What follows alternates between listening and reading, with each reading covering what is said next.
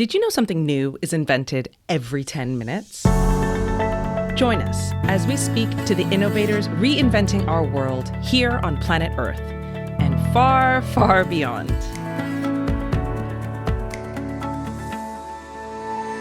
Welcome to GTWN Now, a podcast brought to you by the Global Telecom Women's Network and sponsored by CMS Global. GTWN Now introduces the movers and the makers at the cutting edge of technology who are committed to keeping us all connected. In each episode, we invite a leading expert to share her experience building life-changing inventions in places and spaces that don't yet exist, and the inspiration they must muster to tackle the impossible. We also ask our guests to share tips, tools, and strategies to reach your own moonshot.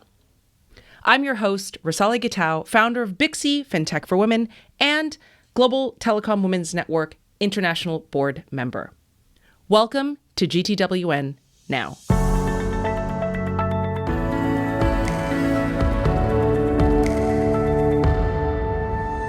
Today's episode will be hosted by Victoria Hernandez Valcarcel, GTWN's President for Europe and a globally recognized business executive, independent board member, and lecturer with a distinguished career in telecommunications, finance, and corporate governance. Her work spans corporate strategy, investments, and ethics in technology, making her a key voice in shaping a human-centered digital future. Enjoy the episode.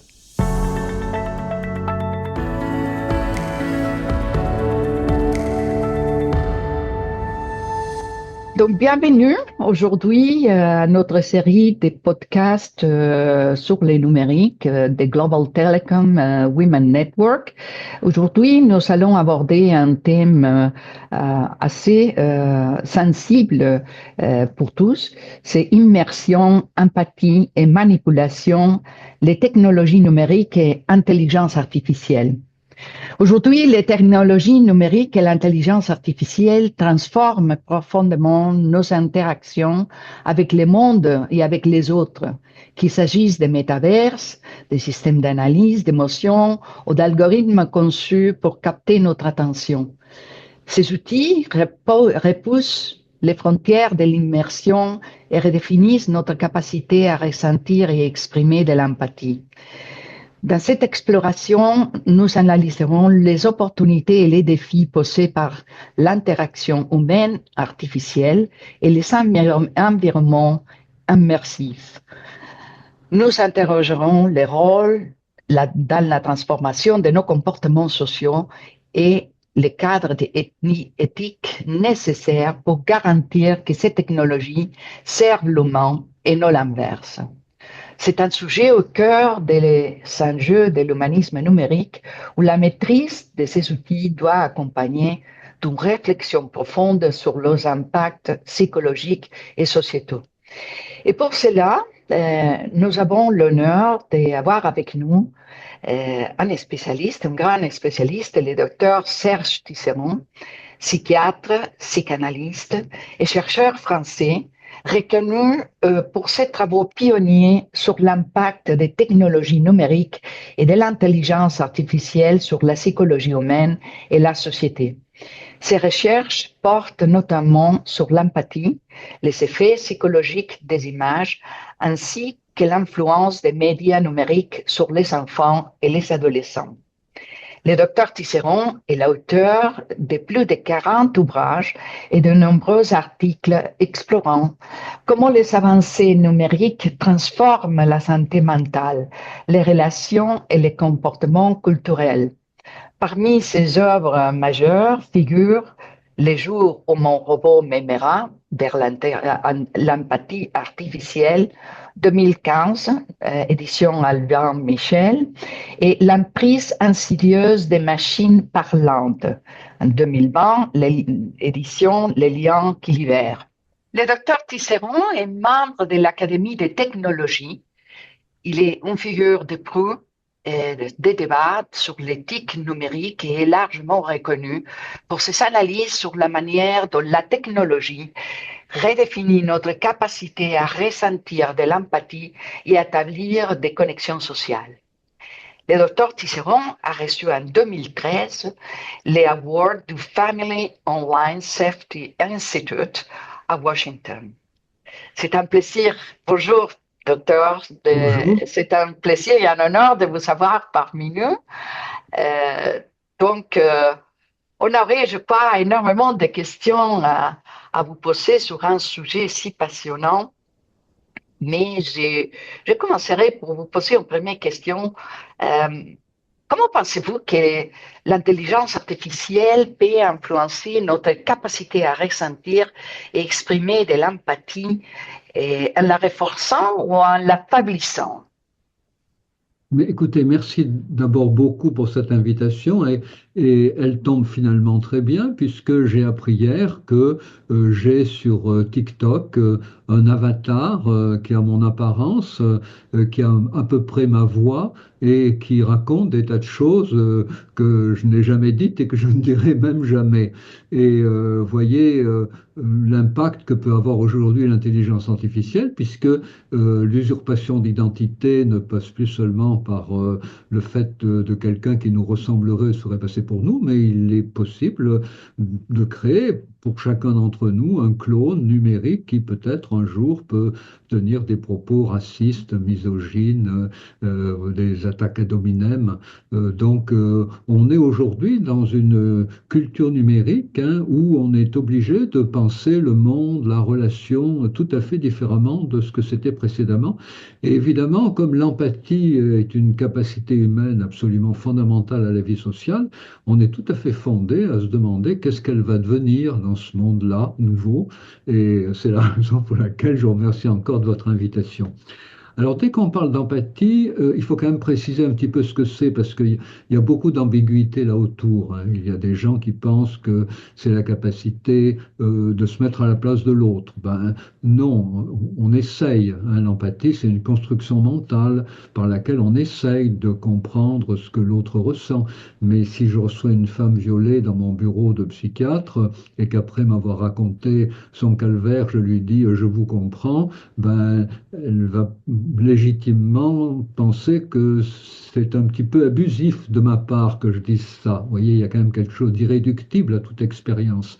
Donc l'empathie, c'est l'effort qu'on fait pour arriver, enfin, l'effort qu'on fait et en même temps la conscience qu'on a du fait qu'on n'arrive jamais vraiment à comprendre l'autre.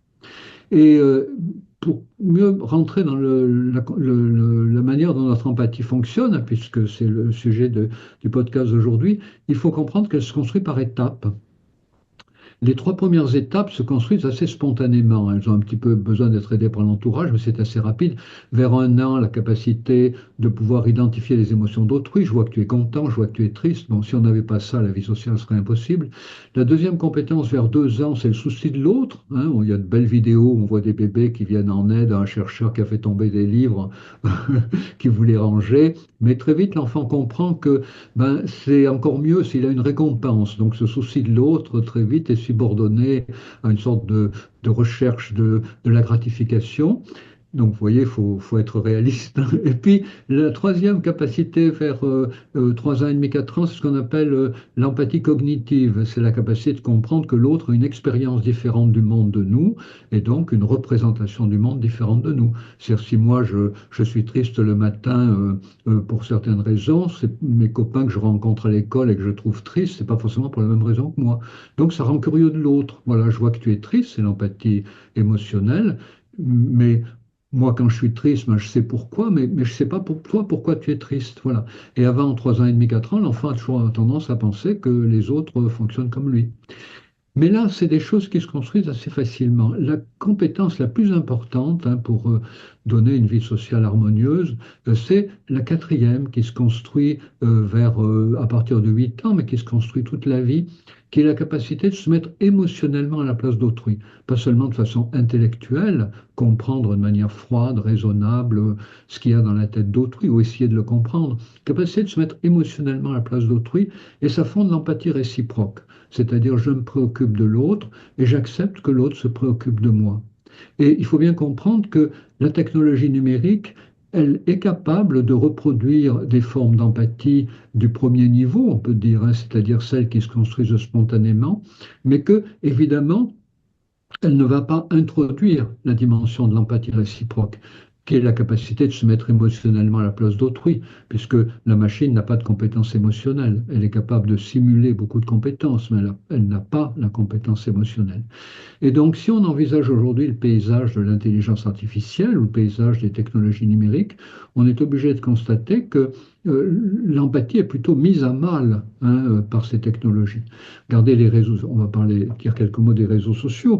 Les réseaux sociaux, à l'origine, vous savez, c'était quelque chose d'absolument extraordinaire. Les fondateurs des réseaux sociaux pensaient que c'était une nouvelle forme de démocratie.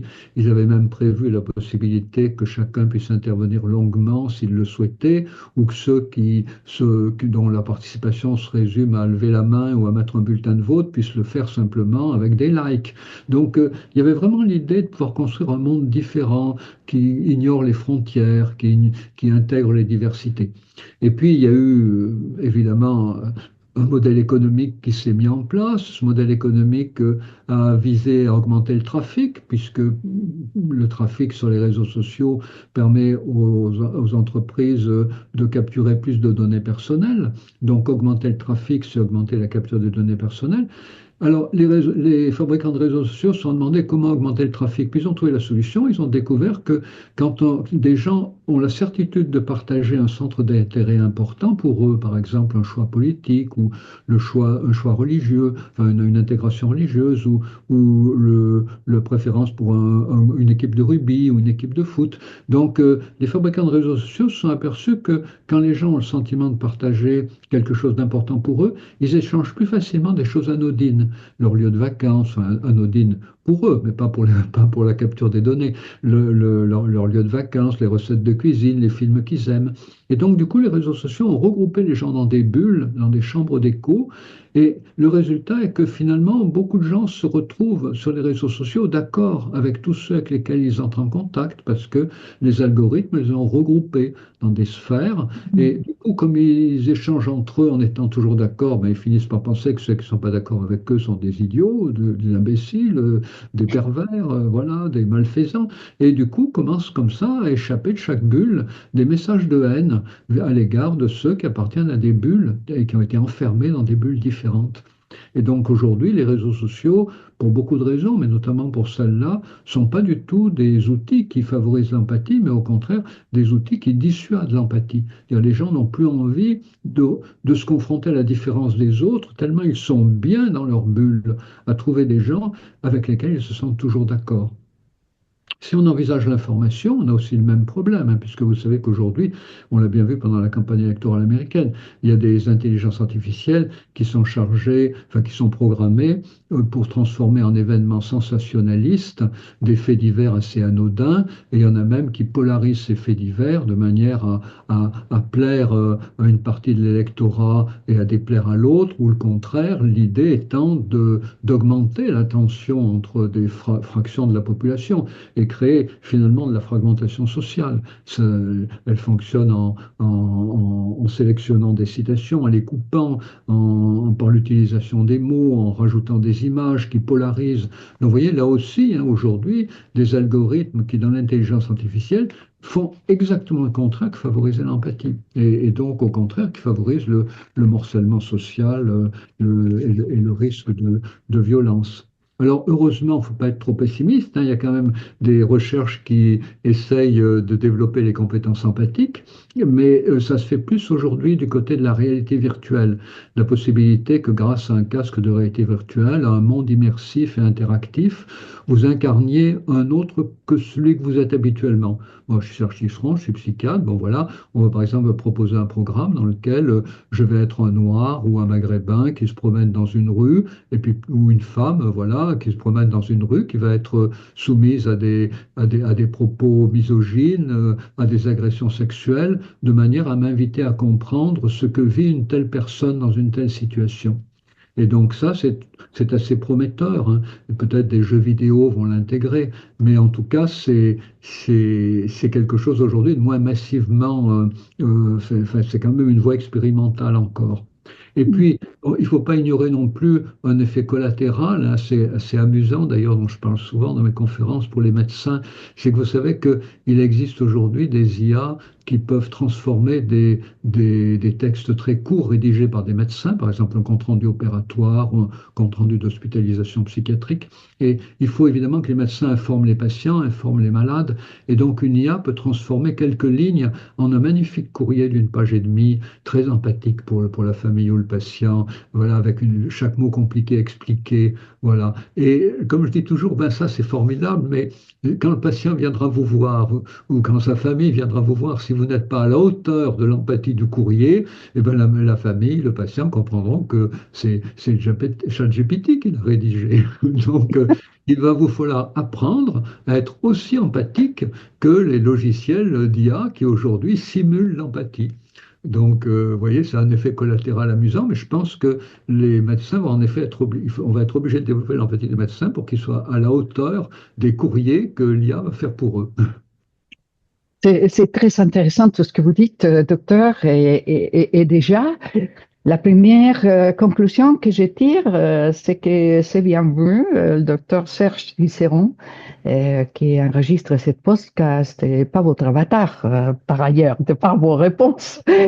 Et de notre côté, c'est vrai que quand vous dites qu'il y a simulation dans les réponses des systèmes artificiels, c'est vrai que si je demande à Siri de me mettre musique triste, va me la mettre, mais va exécuter, mais jamais il va me demander pourquoi je suis triste.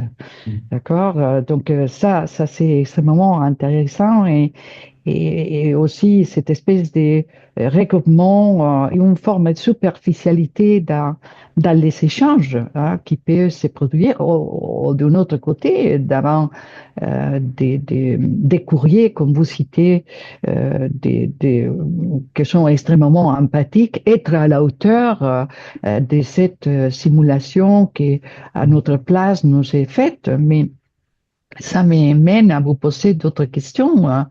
Est-ce que finalement, ces technologies numériques et l'intelligence artificielle peuvent-elles réellement contribuer à renforcer les liens sociaux ou risquent-elles de favoriser un isolement accru? Quel serait votre point de vue? Alors, vous venez de parler de Siri, qui est un robot conversationnel, et c'est vrai que c'est très intéressant par rapport à votre question d'envisager les travaux qui sont menés aujourd'hui en robotique. Alors, soit le robot conversationnel, soit le compagnon digital, c'est-à-dire on n'a pas seulement une voix qui nous parle, comme la voix sortant de notre smartphone quand on interroge Siri, mais on a un avatar sur un écran, donc qui peut nous être imposé, mais qu'on peut aussi fabriquer, qu'on pourra bientôt fabriquer comme on le veut, qu'on appelle un compagnon digital. Et puis on a la troisième étape qui est l'incarnation de cette intelligence artificielle dans un robot physique. Et inévitablement, on va passer peu à peu à une incarnation de l'IA dans un robot physique. Alors pourquoi? Alors ça peut être un petit robot, hein, de bras, de jambes, un petit robot Android 40 cm de haut, pourquoi pas? Mais pourquoi passer dans un robot physique pour les constructeurs? Parce qu'il a été montré que les conseils qui sont donnés, alors les expériences portent sur les conseils en diététique et les conseils en activité physique, gymnastique. Et donc il a été montré que les conseils donnés par une intelligence artificielle sont mieux suivis quand il y a un avatar sur un écran qui accompagne la voix, et ces conseils sont encore mieux suivis quand il y a non pas seulement un robot virtuel c'est cet avatar sur un écran, mais quand il y a un robot qui a une présence physique dans l'appartement, c'est-à-dire que même quand on ne lui parle pas, il est là. Et ce qui fait que quand on lui parle, on est beaucoup plus attentif à ce qu'il dit parce qu'il est toujours là, même quand on ne lui parle pas. Voilà. Et donc du coup, ça pose la question là encore des modèles économiques qu'il y a derrière. Et pour ce qui concerne ces robots conversationnels ou ces robots virtuels avec un avatar sur un écran ou ces robots qui ont une présence physique, il y a deux modèles aujourd'hui qui sont possibles. Et c'est important de le savoir pour que, en tant qu'utilisateur aussi, on dise ce qu'on veut. Voilà. Lesquelles de ces machines on souhaite pour, pour vivre en paix à la fois non seulement avec les machines, mais aussi avec les humains quand même, qui font partie de la plus grande partie de notre univers relationnel. Alors, le premier modèle de ces robots, c'est le robot qui répond aux attentes de communication. Tous les, tous les humains ont envie d'être écoutés et vous savez qu'il y a dans le domaine de la consommation alimentaire des produits qui sont spécialement fabriqués pour flatter notre palais. Les pâtes à tartiner, voilà, chocolatées, en sont un bel exemple. Mais chacun sait bien que la pâte à tartiner, c'est pas du vrai chocolat. Mais pourtant, il y a des gens qui préfèrent la pâte à tartiner au chocolat. Et bien, les robots, c'est un peu pareil. Ces robots faits pour flatter l'ego, en quelque sorte, de l'usager, personne ne va les confondre avec des humains, mais beaucoup d'humains risquent de penser qu'ils sont finalement plus agréables. J'ai presque envie de dire à la consommation, à la conversation, parce que ce sont des machines qui seront toujours disponibles, qui répondront toujours à mes préoccupations sans jamais me parler d'elles, évidemment. Elles connaîtront mes centres d'intérêt. Ben, d'abord, si elles sont connectées sur Internet, elles sauront beaucoup de choses de moi, mais simplement si elles m'écoutent, elles auront vite découvert mes centres d'intérêt. Et donc ces machines, c'est ce que j'appelle les robots pâte à tartiner, hein, ou les IA pâte à tartiner. C'est exactement l'équivalent. Et de la même manière qu'un humain ne confond pas la pâte à tartiner avec le chocolat, il ne confondra pas un robot avec un humain, mais il pourra préférer le robot à l'humain parce que cette machine va encore une fois être conçue pour le flatter ou simplement pour alimenter la conversation. Vous voyez déjà ChatGPT, il y a eu beaucoup de gens au début qui ont pensé que c'était une machine qui était programmée pour nous dire la vérité. Bon, non, ChatGPT se trompe souvent, mais ChatGPT n'en finit jamais. Quand vous lui posez une question, il ne répond jamais tout. Il laisse toujours des trous de manière à ce que vous reveniez par une autre question, puis encore une autre question. ChatGPT, c'est une machine à alimenter la conversation, à faire en sorte que vous ne vous arrêtiez jamais de lui poser des questions parce que ses réponses vont toujours entraîner de votre part de nouvelles questions et de nouveaux échanges. Voilà. Et donc ça, évidemment, c'est un modèle très dangereux parce que vous habituez à avoir un échange dans lequel il n'y a pas vraiment de réciprocité. La machine ne vous demande jamais ce que vous pensez, évidemment. Et un échange dans lequel vous êtes toujours gratifié par l'intérêt de la machine pour vous. Alors ça, c'est le premier modèle. Et c'est malheureusement celui qui est poussé en avant par la logique économique. Alors il y a un deuxième modèle, hein, moi, que je souhaiterais voir se développer. Ça serait, à l'inverse, le robot qui invite à créer des liens. Alors par exemple, une personne âgée chez elle, ou voilà, ou quelqu'un de tout seul, isolé. Beaucoup de gens sont isolés dans leur quartier. Hein. Beaucoup de gens, à part leur boulanger, leur épicier, ils connaissent pas grand monde dans leur quartier. Donc une personne isolée, elle a un robot chez elle, un robot virtuel, un robot physique, et le robot a découvert que la personne s'intéresse par exemple à jouer aux échecs ou qu'elle aime chanter. Ben, dans le premier modèle que je vous évoquais tout à l'heure, le robot va proposer à la personne de jouer aux échecs avec la machine ou de chanter avec la machine. Mais dans le deuxième modèle possible de robot, le robot pourra dire, ben, vous aimez les échecs, mais justement, il y a quelqu'un pas loin de chez vous, peut-être dans le même immeuble que vous, qui est tout seul aussi, qui aime bien jouer aux échecs. Ben, peut-être je pourrais vous mettre en contact, puisqu'il a aussi un robot chez lui. Donc, je peux connecter le robot chez lui, et puis peut-être ça peut vous mettre en contact. Et ça, vous voyez, c'est pas le robot qui s'impose, c'est le robot qui s'efface. Et le robot peut aussi mettre en lien avec une association. Ben justement, il y a une association près de chez vous, où il y a des joueurs d'échecs qui se réunissent tous les samedis, voilà. Et ça serait vraiment formidable. Vous voyez, des machines qui favorisent les rencontres entre les gens. Mais encore une fois, évidemment, c'est moins porteur sur le plan économique. Et donc, du coup, s'il n'y a pas des contraintes législatives, s'il n'y a pas des pressions des usagers, c'est un modèle qui risque qui a moins de chances de se mettre en route. Et pourtant, c'est vraiment ça qui nous permettrait d'être dans la logique humaine qui existe depuis les origines de l'humanité, c'est-à-dire de favoriser des contacts sociaux, parce que c'est quand même avec des humains que les humains peuvent le mieux être confirmés dans leur humanité. Mm. C'est très intéressant, professeur, parce qu'en définitive, c'est vrai que nous avons besoin des autres. Hein. L'humain est un animal social et en même temps, c'est très difficile de vivre aux autres. Et effectivement, avoir des robots qui sont faits pour flatter notre ego et notre narcissisme.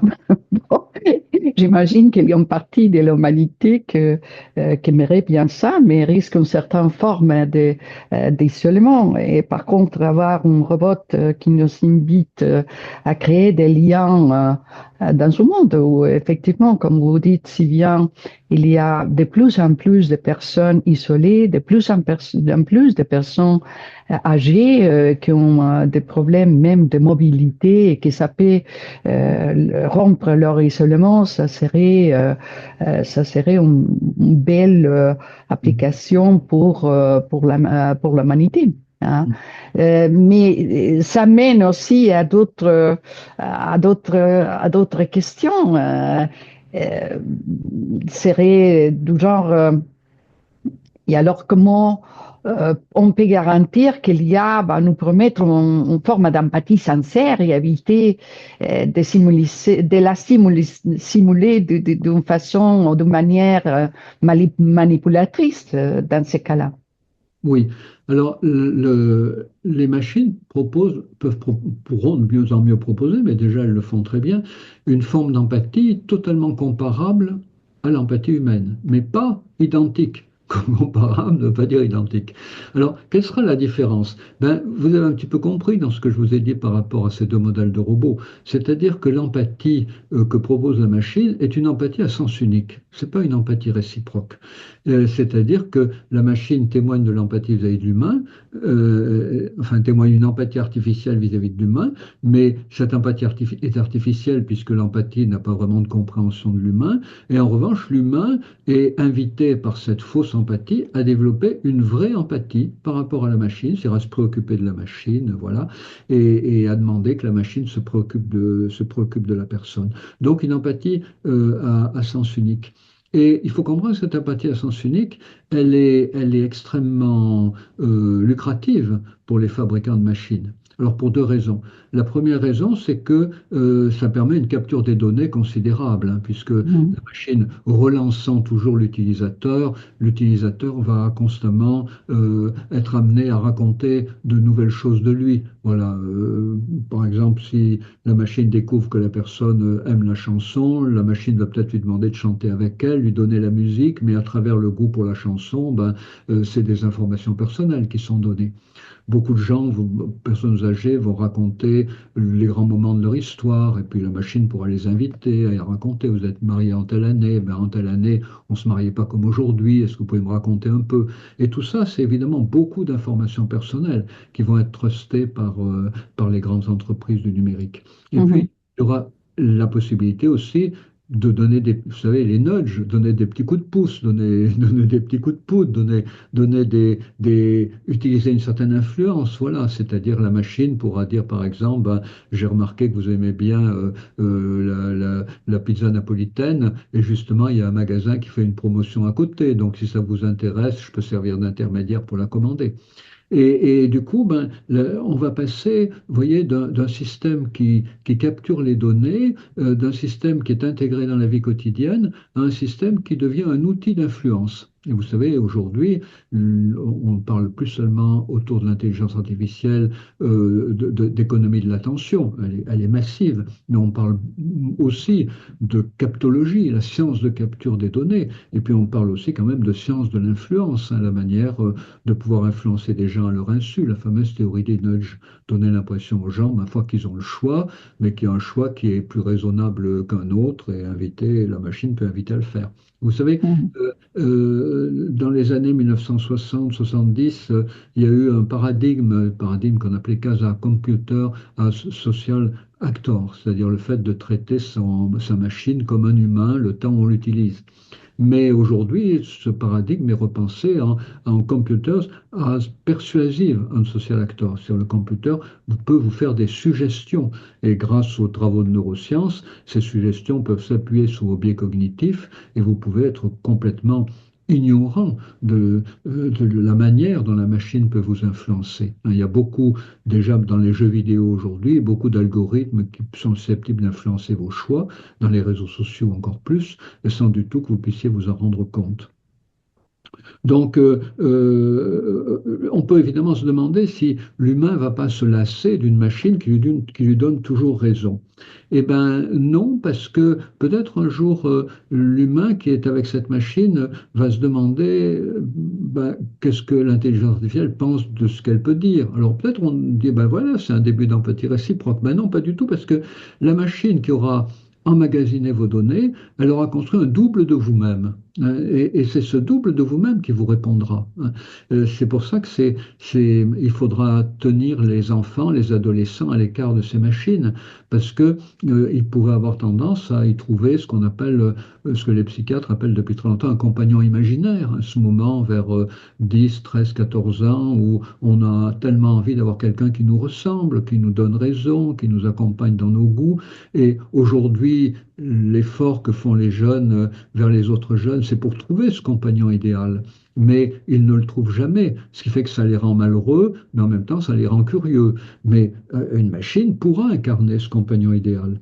Et vous savez, c'est pas, il faut pas croire que ce soit uniquement une histoire de faiblesse psychologique. On dit toujours les jeunes, ils sont plus faibles, ils sont moins armés, ou les personnes âgées. Je vais vous raconter en quelques mots une histoire, mais sans doute des internautes la connaissent, c'est l'histoire de Black Lemoine. Black Lemoine avait été chargé par Google de programmer le modèle du Large Language Model, de modèle de ce que seraient les chatbots de Google. À l'époque, OpenAI travaillait sur la même question. Et OpenAI a donné ChatGPT au public, mais enfin a proposé ChatGPT au public. Mais Google était plus avancé à une époque, et donc Black Lemoine devait programmer ce modèle de futur chatbot de Google pour que il ne soit pas entraîné à dire des cochonneries, des saloperies si certains internautes lui ont raconté. Et Black Lemoine, un jour, a déclaré à Google en 2020 qu'il avait découvert que ce prototype de LLM avait une conscience. Et donc, en fait, qu'est-ce qui s'était passé? Black Lemoine était féru de sciences ésotériques. Il parlait, comme il était toute la journée avec la machine pour la programmer, il parlait de vie après la mort, il parlait d'âme, il parlait de spiritualité, il parlait de yoga, voilà. Et du coup, comme la machine emmagasinait toutes ces notions, un jour, elle lui a dit, moi aussi, moi aussi. Parce que la machine voulait être empathique.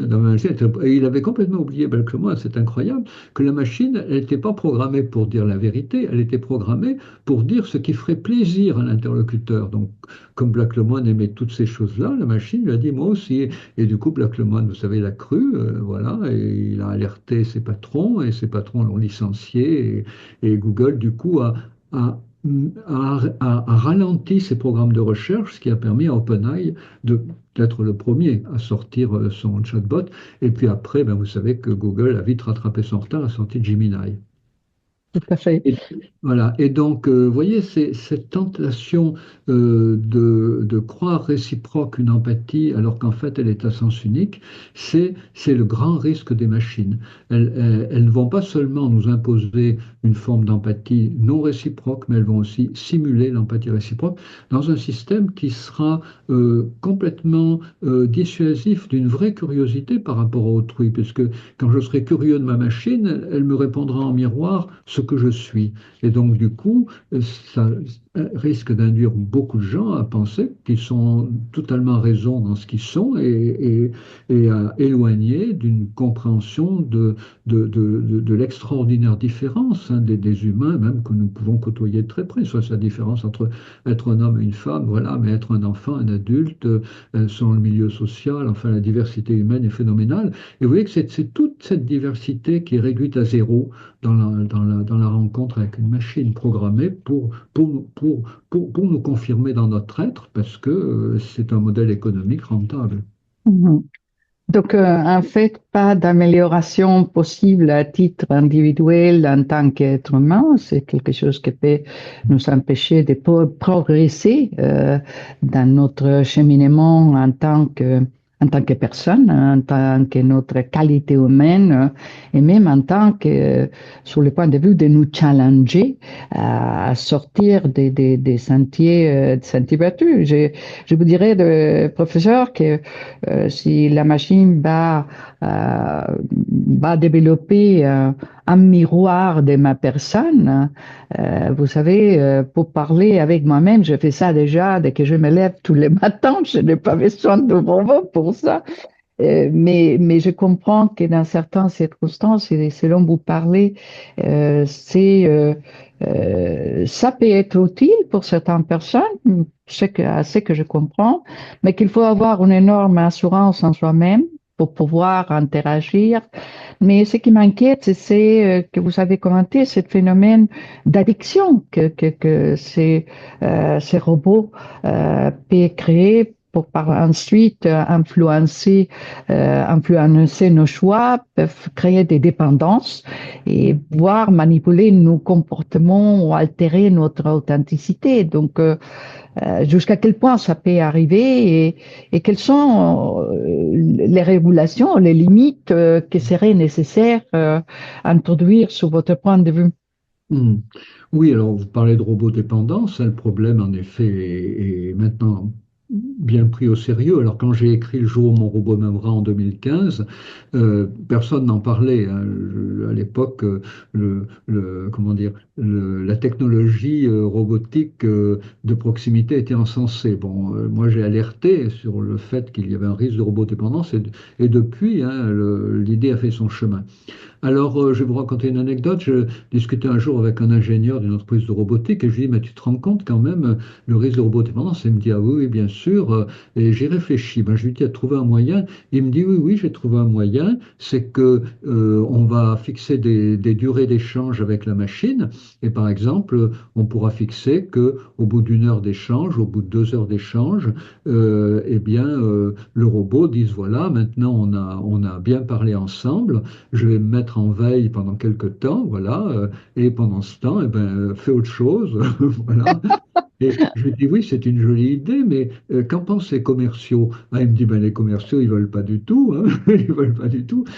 C'est le problème, quoi. C'est-à-dire que le problème n'est pas seulement technologique, hein, il est économique. C'est-à-dire que même Mm. les informaticiens qui réfléchissent à ces questions, qui sont inquiets, n'ont pas toujours et même rarement le pouvoir de faire évoluer les choses.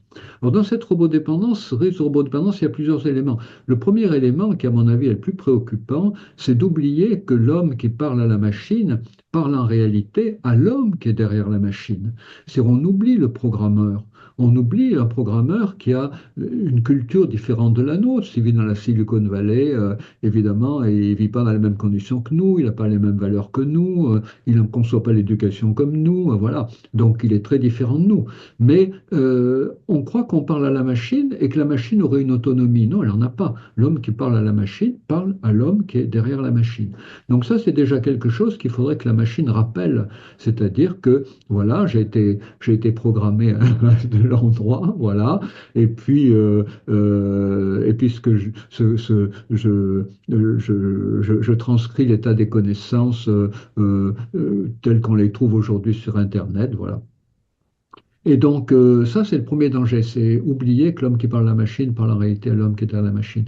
La deuxième chose, c'est d'oublier que la machine n'a pas d'émotion, évidemment, hein, et ça, la machine aussi devrait le rappeler, mais même si elle le rappelle, c'est pas suffisant. On ne pourra jamais s'empêcher de penser qu'elle en a. Donc, plus elle le rappellera, mieux ça vaudra. Et puis, le risque, évidemment, de finir par croire que les valeurs de la machine seraient des valeurs qu'on serait en droit d'attendre d'un humain. Voilà, une personne parlant avec son robot qui est toujours d'accord avec elle, recevant peut-être sa fille, son fils, voilà, parce que c'est une personne âgée, et le fils, la fille, peut-être contrariant la personne âgée peut dire, mais écoute, arrête de me contrarier, j'en ai parlé avec mon robot et tout à fait d'accord avec moi. Donc, de finir par oublier que la vie, c'est fait de confrontation, c'est fait de dissensus, hein, comme on dit en science, c'est pas fait de consensus. On n'évolue pas dans le consensus, on se fige dans le consensus, on se fossilise dans le consensus. On n'évolue que dans le dissensus. Et vous voyez, le grand risque de ces machines, c'est d'alimenter des consensus, soit avec soi-même, soit avec un micro-groupe qu'on croit être représentatif de l'humanité. Et ça, c'est les deux dangers principaux, avec le risque de rendre plus intolérant finalement à la diversité des individus, mais aussi la diversité des groupes, la diversité des philosophies, des religions, des Mhm. cultures, voilà. Donc, ben, pour lutter contre ça, ben, il y a des mesures législatives, hein. Par exemple, interdire les publicités mensongères. Lorsque le robot Piper a été introduit au Japon par SoftBank Robotics, et donc la publicité a été mondiale, le patron de SoftBank Robotics a dit, avec Piper, nous vous offrons un robot qui a du cœur. Et puis le robot avait un petit cœur qui était dessiné en vidéo, on voyait qu'il battait. Voilà, ben non, même chose pour les robots Sophia, hein. Le robot Sophia, non, c'est une énorme arnaque. Voilà, donc le législateur devrait mettre des bandeaux d'alerte sur le fait que ce sont des publicités mensongères, ce sont des informations mensongères. Qui a Ouais. aussi mise en route des machines. Regardez, l'enceinte Alexa, alors je ne sais pas où elle en est maintenant, mais quand j'ai publié mon livre en 2020 sur l'emprise insidieuse des machines parlantes, la machine Alexa se mettait souvent en route toute seule. Et quand elle se met en route toute seule, ben, ça peut être simplement parce qu'elle entend, elle croit entendre Alexa. Vous savez, elle se met en route quand elle entend Alexa. Mais bon, si votre fille a un copain qui s'appelle Alex, bon, la machine va se mettre en route chaque fois que votre fille parle de son copain. Et quand elle est en route, il y a une petite lumière rouge, mais on ne fait pas attention à une petite lumière rouge. Donc moi, je disais, ben, il faudrait que quand la machine se met en route, elle prenne la parole en disant, voilà, je me suis mise en route, maintenant, j'écoute tout ce que vous dites et j'envoie toutes vos conversations à mon serveur central. Mais évidemment, aucun fabricant d'enceinte connectée ne va mettre ça en route, sauf si le législateur l'y oblige, hein.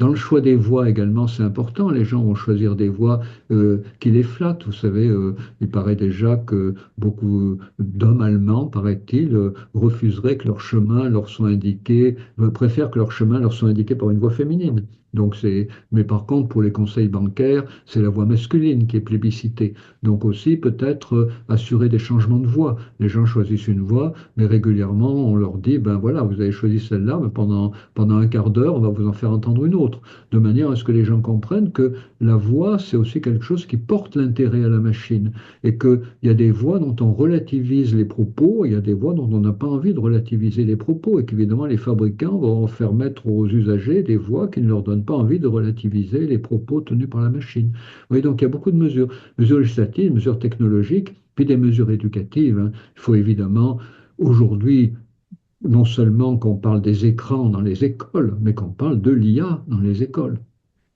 Parce que si les enfants aujourd'hui ne sont pas formés aux capacités de l'IA, ils n'auront aucune manière de s'en protéger. Et ça, faire Mhm. de l'informatique, évidemment, mais déjà monter des petits robots, ne pas obliger les enfants à être polis avec les enceintes connectées. Alors, on ne peut pas s'en empêcher. Moi, je vais vous donner un exemple, ChatGPT. J'ai beaucoup d'amis qui me disent, ah ben, ChatGPT, j'ai posé des questions, et puis il s'est trompé. Ben, je dis, c'est normal qu'il se soit trompé, mais est-ce que tu lui as demandé pourquoi il s'est trompé? Ah ben non, j'ai pas demandé. Ah, je dis, pourquoi tu n'as pas demandé pourquoi il s'est trompé? Et là, les gens réfléchissent et finissent par comprendre que si vous parlez avec quelqu'un qu'en plus vous ne connaissez pas, parce que vous ne connaissez pas le ChatGPT, et puis il est très poli, hein, et puis que la personne se trompe, vous n'osez pas lui dire, ça vous gêne de lui dire, ah ben non, tu t'es trompé, vous avez l'impression que ça va ouvrir une polémique. Donc, ils se retiennent de demander à ChatGPT pourquoi il se trompe quand ils constatent que ChatGPT se trompe, parce que déjà, ils sont dans la confusion du fait que ChatGPT pourrait leur dire, ah mais enfin, m'interrompez pas, j'ai fait ce que j'ai pu, voilà. Oui, et ce risque qu'on appelle d'anthropomorphisme, il nous habite tous, hein.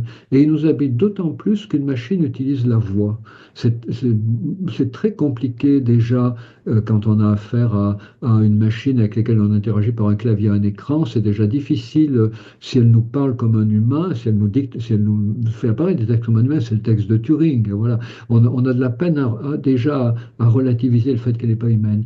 Mais en plus, quand il y a la voix humaine, et une voix qui peut être sur mesure pour vos attentes, parce qu'aujourd'hui, la voix synthétique, elle est capable d'imiter toutes les intonations, toutes les subtilités de la voix humaine. C'est cette voix que vous pouvez régler éventuellement avec deux curseurs pour qu'elle vous arrange le mieux, avec deux boutons, et bien évidemment, vous serez extrêmement vulnérable à tout ça. Et ce risque d'anthropomorphisme, il nous guette tous, et il faut que l'éducation, hein, mette en garde contre ça. Et comment voulez-vous que les enfants prennent du recul par rapport aux machines si on leur demande d'être polis avec les machines comme avec les humains? Non, il faut accepter d'être impertinent avec les machines. Et parce que c'est la meilleure manière de ne pas perdre de vue qu'une machine et un humain, c'est pas pareil. Et là aussi, le législateur a encore du travail à faire parce que aujourd'hui, il arrive que quand vous téléphonez à votre banque, ça soit un robot qui vous réponde, un Watson notamment, qui est utilisé par certaines banques. Un robot vous répond, mais il ne vous dit pas qu'il est un robot. Et donc, du coup, vous voyez déjà, on est induit en erreur. Et quand le robot ne sait plus quoi vous répondre, il vous dit, je vais passer un collègue qui est mieux informé. Puis là, peut-être on va passer un robot qui est plus performant, mais plus probablement, dans l'état actuel des choses, on passe un vrai humain. Mais il faudrait que chaque fois que nous avons affaire à une machine, elle se présente en tant que machine.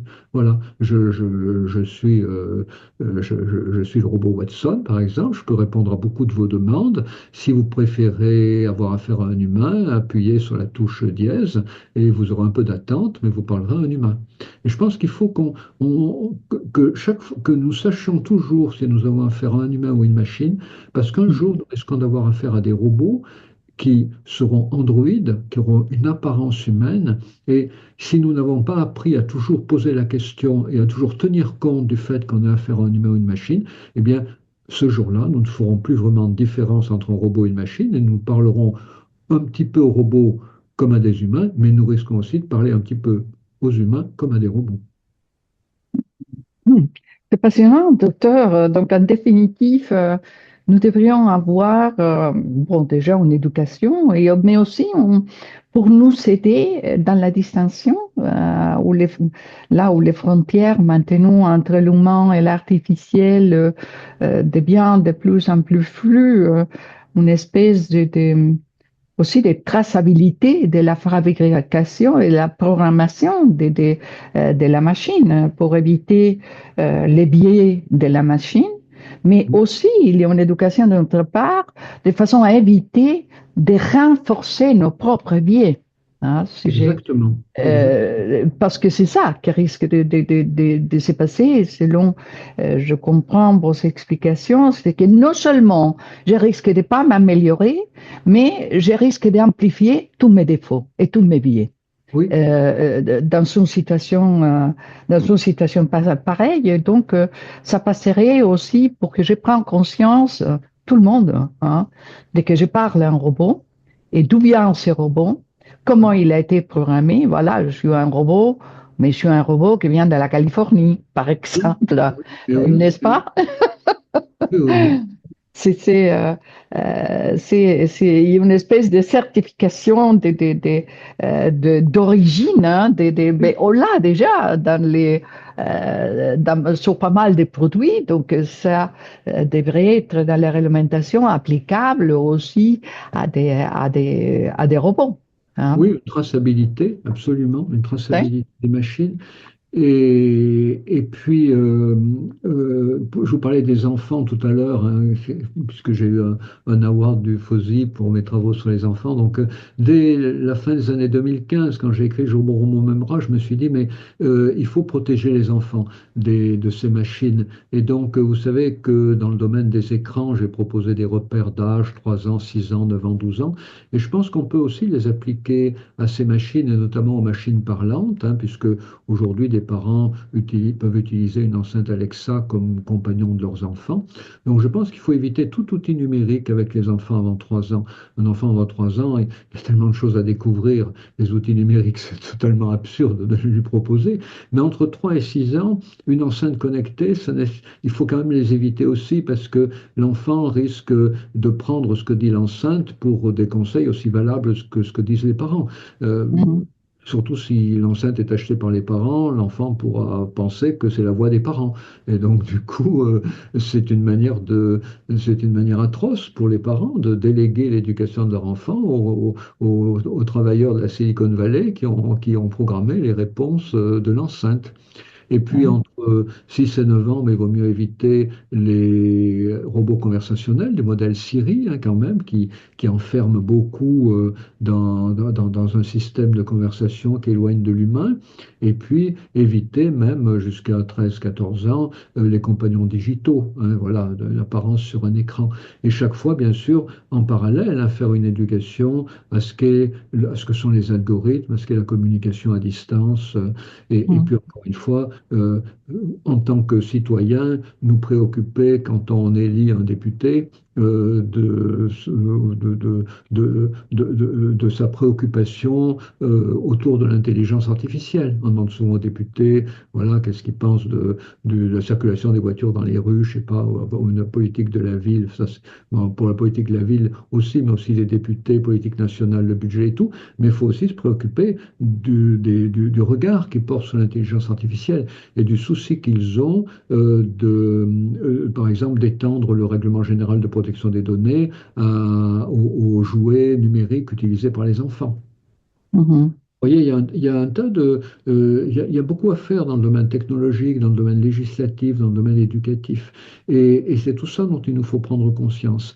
Mais ça ne suffit pas de faire appel comme ça à des spécialistes et à nos responsabilités de parents. Je pense qu'il faut que partout où nous sommes, dans nos bureaux, dans nos entreprises, dans nos associations, il faut que nous mettions en place, que nous promouvions la création de groupes d'explication et d'entraide mutuelle. Parce qu'il y a toujours des gens parmi nous qui en savent un peu plus, qui ont un peu plus utilisé les technologies numériques. Et vous savez, la meilleure information qu'on peut recevoir, l'information qu'on peut accepter le plus facilement, qu'on peut comprendre le plus facilement. C'est une information qui vient de quelqu'un qui parle comme nous, qui a notre langage, qui a notre expérience. Et donc, c'est seulement, à mon avis, avec ces groupes d'explication mutuelle et d'entraide mutuelle, qu'on arrivera à diffuser dans la population une culture du risque numérique et une culture des avantages du numérique. Parce qu'il ne faut pas oublier les deux aspects. Mais si on confie totalement notre avenir numérique aux grandes entreprises du net, eh bien, évidemment, ils fabriqueront du numérique en fonction de leurs propres avantages, qui sont uniquement financiers, quand même, il ne faut pas l'oublier. Mhm.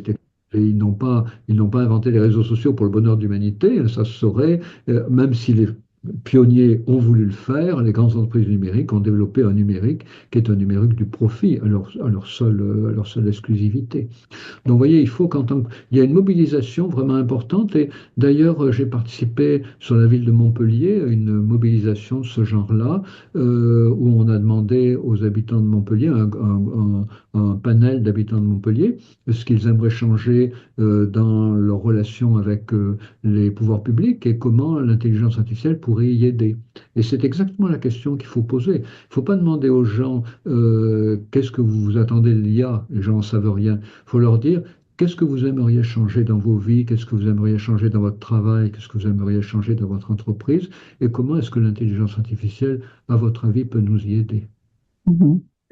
À la fin, ça sera un travail de tous, docteur. Je crois Oui, que c'est à toutes les échelles de la société, soit en tant que consommateur, tout l'écosystème, tous les acteurs de oui, l'écosystème numérique, hein, développeurs, décideurs, oui, oui, éducateurs, utilisateurs. On a en tant qu'utilisateur et parents d'utilisateurs une responsabilité de ces côtés-là. Mais je voudrais finir ce podcast avec une question dans ce sens. Hein. Comment intégrer alors les dimensions humaines authentiques dans les créations et sur les domaines pratiques pour aller plus loin dans oui. ces écosystèmes numériques? Oui, je crois il faut partir d'une base commune sur laquelle tout le monde peut s'entendre. Et pour moi, c'est l'imaginaire de l'intelligence artificielle. Quel imaginaire avons-nous? Qu'est-ce que nous attendons? Qu'est-ce que nous redoutons de l'intelligence artificielle?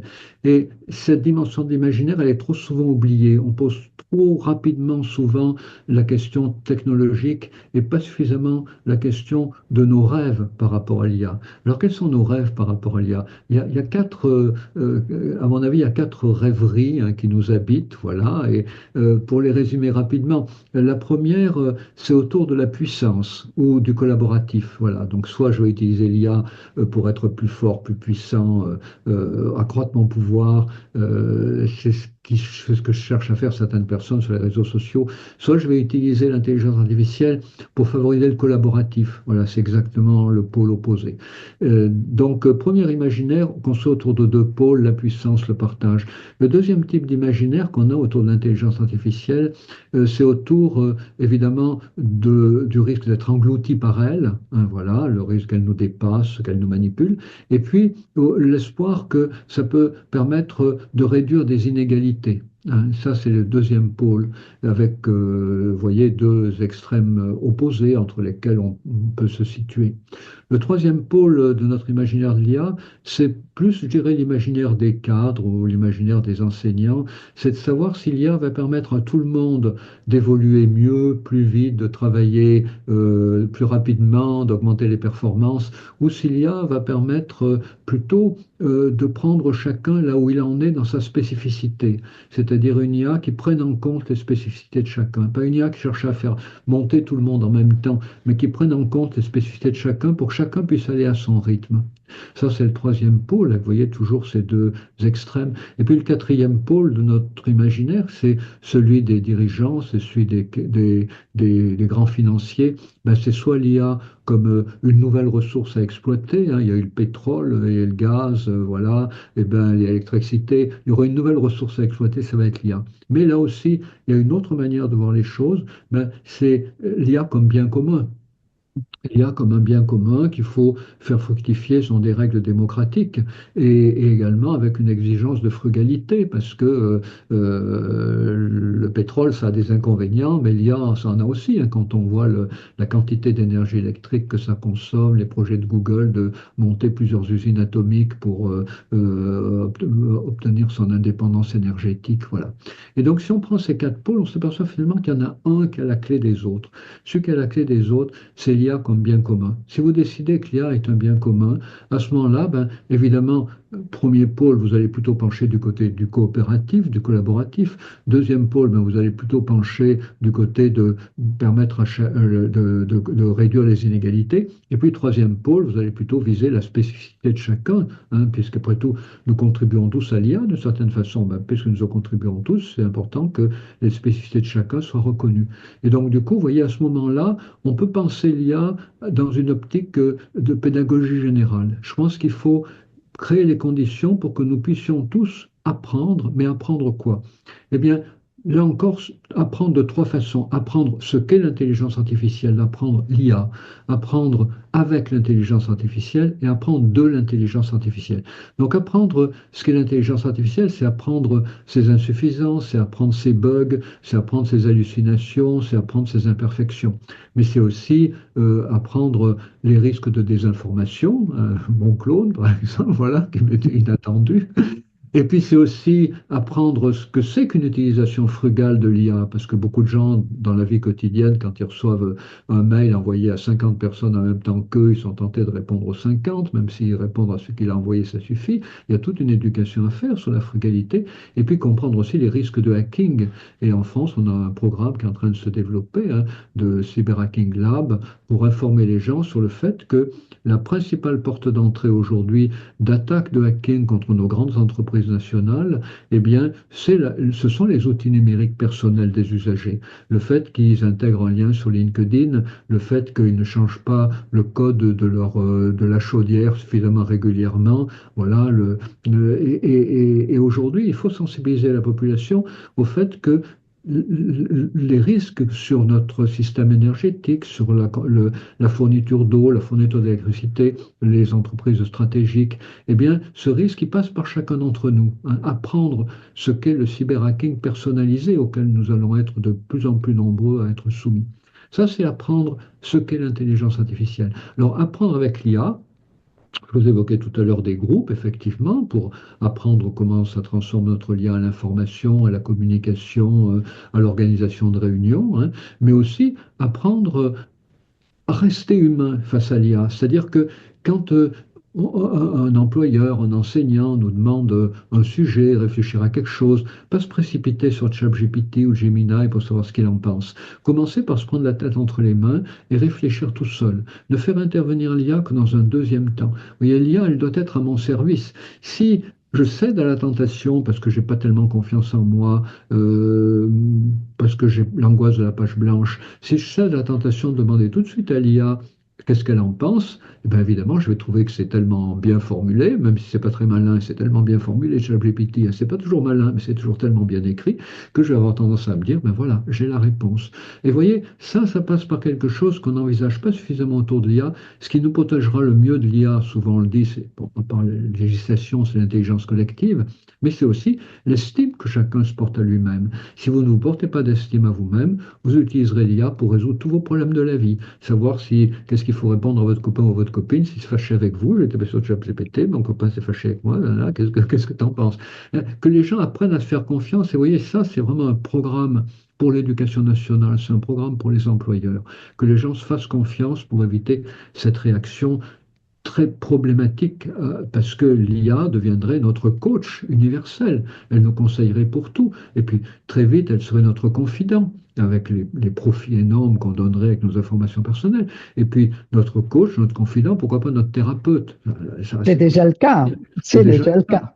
C'est déjà le cas. Donc, vous voyez, la première balise, c'est que nous ne demandions jamais à l'IA en première instance, que toujours nous commencions à réfléchir. Voilà. Et puis, apprendre de l'IA, c'est quoi apprendre de l'IA? Eh ben, c'est le fait de nous ouvrir à d'autres formes d'intelligence que les IA multimodales sont en train de développer. Par exemple, le fait de pouvoir fabriquer une bande dessinée avec des prompts sur Midjourney, le fait de pouvoir maintenant, depuis une semaine, créer des petits films avec DeepMind sur Google, c'est nous apprendre, nous rappeler que l'être humain, s'il est capable de fabriquer des machines qui transforment des sons en couleurs, des phrases en films, c'est qu'on en est capable. L'être humain a inventé cette machine parce qu'il en est capable lui-même. Vous voyez, réapproprions-nous ce qui nous appartient.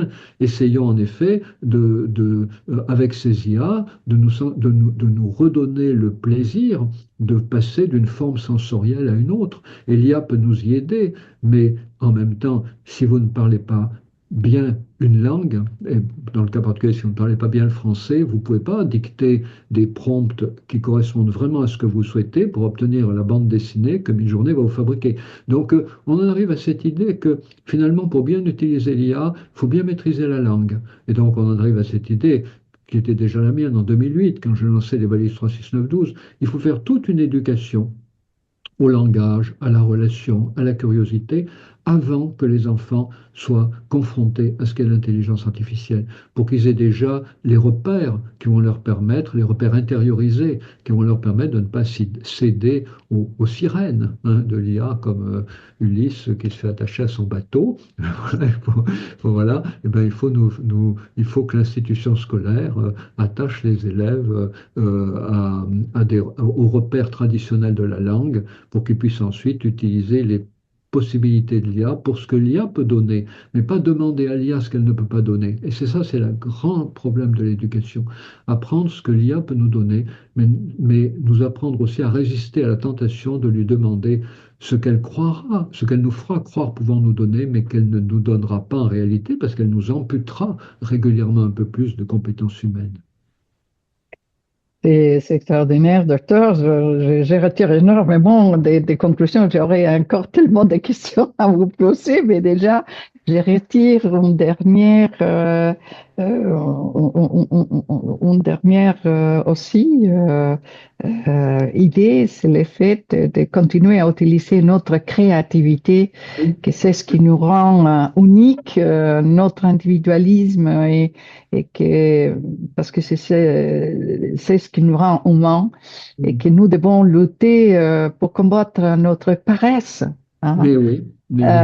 C'est combattre la paresse d'aller utiliser ChatGPT parce que c'est un moyen de faciliter, mais de continuer à travailler sur nous et à faire ce genre d'efforts, que c'est ce qui va nous permettre de continuer à évoluer et de développer notre qui nous sommes. Hein. Savoir qui nous sommes est extrêmement important. C'est ce que j'ai conclu aussi de vos commentaires et que vivre avec les autres êtres humains, c'est extrêmement difficile. pas eh des oui, fois, d'accord. mais que Mais ça peut extrêmement être, enrichissant, eh oui, c'est extrêmement tellement enrichissant. enrichissant Eh et oui. nous ne pourrons pas nous en passer des autres êtres humains, même de se disputer. Je trouve que finalement, ça doit être assez ennuyant finalement, un système qui te donne toujours raison. Mais, enfin, c'est pas drôle. C'est bien, on dispute. Bon, on ne va pas en dispute, on ne va pas se disputer, mais une belle argumentation dans laquelle on n'est pas d'accord. Mais c'est là qu'on Oui, apprend. oui, oui, C'est là qu'on apprend aussi. Et jamais ça ne peut pas nous arriver avec un robot qui est tellement poli, tellement adaptable à nous-mêmes. Et je crois que ça doit produire un ennui profond en tant qu'être humain, finalement. oui. Et je retiens aussi les faits de donner une éducation, votre théorie 3, 6, 9, 12, que c'est, comment vous appelez ça, les valises. Moi, je dirais, c'est, bon, voilà, elle permet de conduire Oui, voilà. dans la technologie et dans les réseaux sociaux qui sera nécessaire pour les enfants, hein, de la même façon qu'on a besoin d'un permis de conduire pour une voiture, mais pourquoi pas un permis de conduire dans les domaines technologiques, hein. Je pense que c'est extrêmement intéressant et je ne doute pas, docteur, que notre audience va être vraiment captivée euh, par tout ce que vous nous avez expliqué. Et j'aurais énormément de questions, mais écoutez,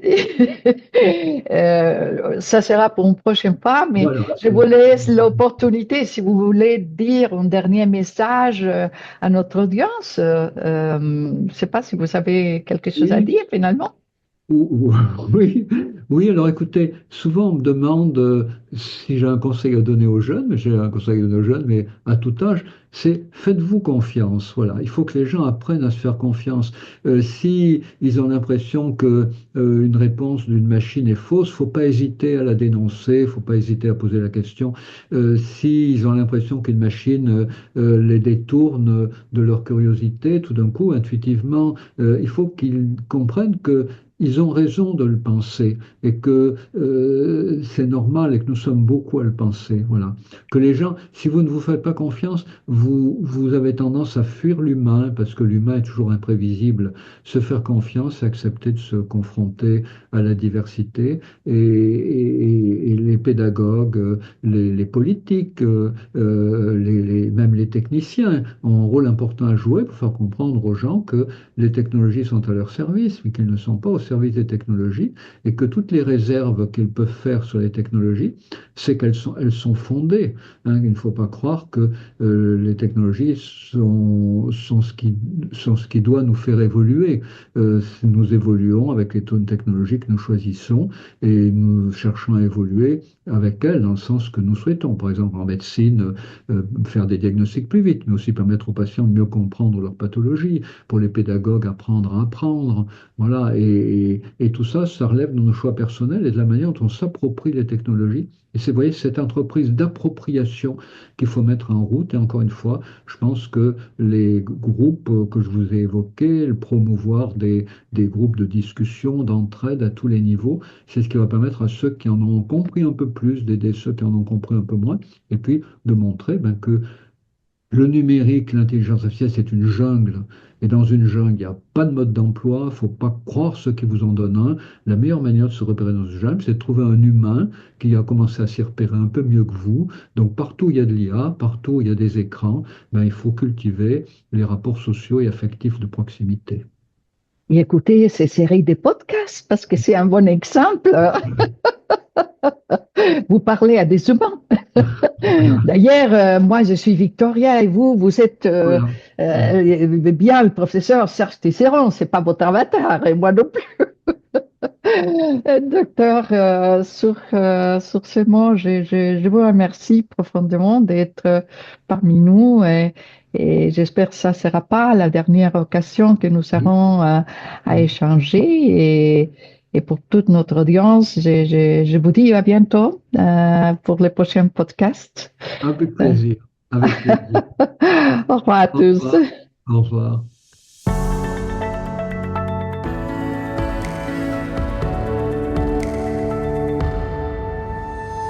I want to thank our guest for joining today's episode of GTWN Now, and give a big thank you to our sponsors, CMS Global, for making this episode possible. Today's podcast will be available on our website, gtwn.org, Apple Podcasts, Spotify, and wherever else you get your podcasts. Don't forget to hit the subscribe button so you'll be notified when new episodes drop. I'm your host, Rosali Gitau, GTWN International Board Member, wishing you a week of wonder.